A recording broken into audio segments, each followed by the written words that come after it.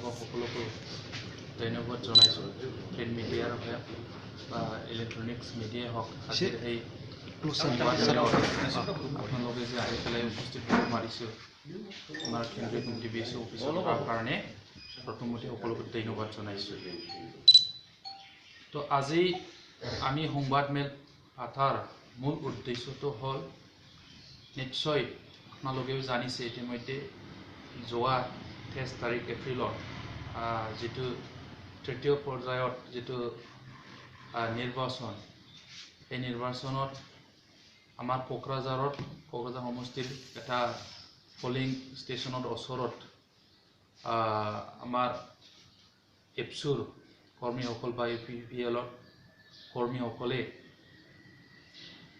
ৰাজহুৱাভাৱে ৰাইজৰ দ্বাৰা প্ৰহাৰ পাইছিল বা মাৰপিট খাইছিল।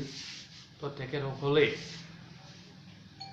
আমাৰ ওপৰত অভিযোগ দিছে, মোৰ ওপৰত BSCৰ সভাপতি আৰু BPF দলত কিছুমান নেতা আৰু কৰ্মীসকলক এই মাৰপিট ঘটনাত জড়িত আছিল বুলি তেখেতসকলে আমাৰ ওপৰত ৰাজহুৱাভাৱে এলিগেশ্যন আনিছে আৰু কোকৰাঝাৰ পুলিচ ষ্টেচনত তেখেতসকলে আমাৰ বিৰুদ্ধে গোচৰ ৰুজু কৰিছে। তো তেখেতসকলৰ এইটো যিটো পদক্ষেপ বা চিন্তাধাৰা, আমি এইটো কঠোৰ ভাষাৰে এই গ্ৰুপে বিভিন্ন পলিং ষ্টেচনত লাঠি ৰড বা আদি ইত্যাদি যিসকল দ্বাৰা মানুহ আঘাত কৰিব পাৰে বা মাৰিব পাৰে, এনেকুৱা অস্ত্ৰ লৈ পেলাই তেখেতসকলে কৰি আছিল। আৰু কিছুমান পলিং চেণ্টাৰত ৰেগিং কৰিব যোৱাতে তেখেতসকলে ৰাজহুৱাভাৱে প্ৰহাৰ এইটো পাইছিল আৰু মাৰপিটো পাইছিল। আৰু আমি জানিছোঁ যে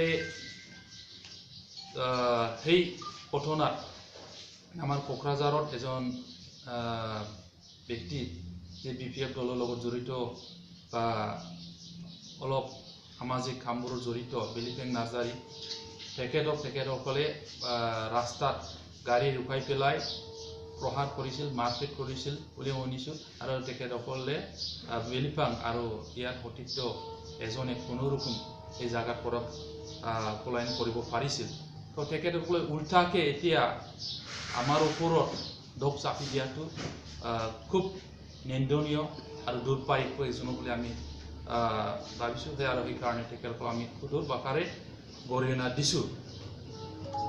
আৰু ইমান মানুহ লৈ পেলাই আমি নাজানো, কাৰণ আমি সেই স্পটত বা সেই ঘটনাৰ লগত জড়িত নাছিল। আমি এটা অন্য ঠাইত আছিল আৰু শাৰীৰিকভাৱে মই অসুস্থতাৰ কাৰণে ইমান ইফালে বা আনফালে দৌৰিব পৰা নাছিল। তো তেখেতসকলে কেনেকৈ মোৰ নামটো ইয়াত জগৰীয়া কৰিছে, মই আচৰিত পাইছোঁ। যোৱাকালি আৰু পৰহি পেপাৰত দেখি পেলাই সেইকাৰণে মই ৰখিব পৰা নাই। আৰু আজি সেইকাৰণে মই ব্যক্তিগত যিহেতু মোৰ নামটো ইয়াত সামৰি লোৱা হৈছে, সেইকাৰণে মই আজি এই সংবাদ মেলৰ দ্বাৰা তেখেতসকলক যিটো ষ্টেপ বা ইনিচিয়েটিভ এইটো কঠোৰ ভাষাৰে গৰিহণা দিছোঁ। মই শুনিছোঁ যিজন ব্যক্তিয়ে কোকৰাঝাৰ পুলিচ ষ্টেচনত মোৰ বিৰুদ্ধে বা আমাৰ কিছুমান BPF দলত বা যিসকল ব্যক্তি জড়িত নাছিল তেখেতসকলৰ ওপৰত FIR ৰুজু কৰিছে, শৈলেন্দ্ৰ ৱাৰী বুলি। তেখেতক মই চিনো। তেখেতে মোক ব্যক্তিগত শত্ৰুতাটো এডভান্টেজ লৈ পেলাই এপছুৰ নিচিনা এটা জাতীয় সংগঠনৰ মজিয়াক দুৰ্ব্যৱহাৰ কৰি পেলাই মোক ব্যক্তিগতভাৱে তেখেতে আক্ৰমণ কৰিছে। মই এইটো কঠোৰ ভাষাৰে গৰিহণা দিছোঁ আৰু ভৱিষ্যতত তেখেতৰ বিৰুদ্ধে মই ডিফেমেশ্যন কেছ ৰুজু কৰাৰ কাৰণে সাজু আছোঁ।